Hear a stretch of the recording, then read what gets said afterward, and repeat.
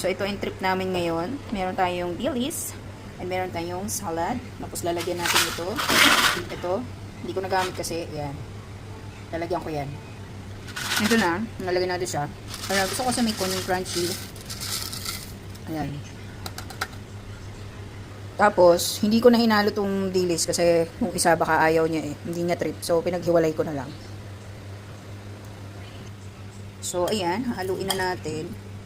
Ang nilagay ko dito, pipino, cucumber, cucumber, kiwi, tomato, tapos grapes, at saka pongkan. Ayan.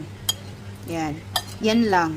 Yan lang yung trip ko ngayon. Parang gusto ko medyo may asim, tapos may crunchy, mayroong konting alat, yan. Hindi ko na ito lalagyan ng suka, kaya nilagay ko yung medyo mag-feel kong may asim. Kasi itong grapes, may maasim to eh.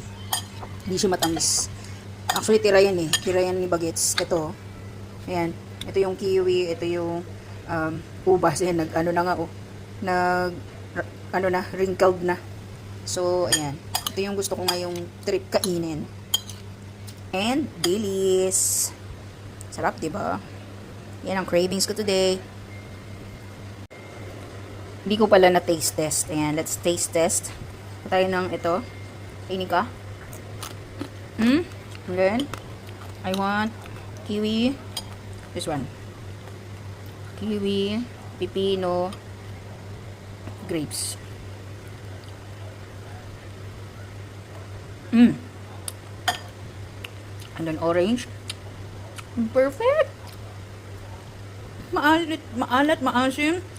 And then yung pipino kasi, yung talaga yung gusto ko eh. And then may crunchiness na ganito.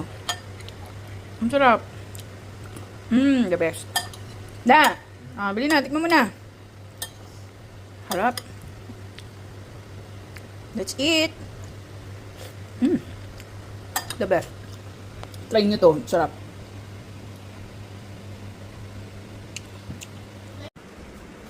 Yan o. May nag-request pa ng suka. Pati si Bagets gusto eh. Ban, diba gusto mo? You tried? Pili. Sarap, diba? This tastes bitter and crunchy and... Yeah, that's I want combination eh. It's like popcorn. It's like popcorn. Ang layo naman. Popcorn malambot. Oh, the best, diba? Love it. Okay, enjoy. No, it tastes like burnt popcorn. Corn ka dyan.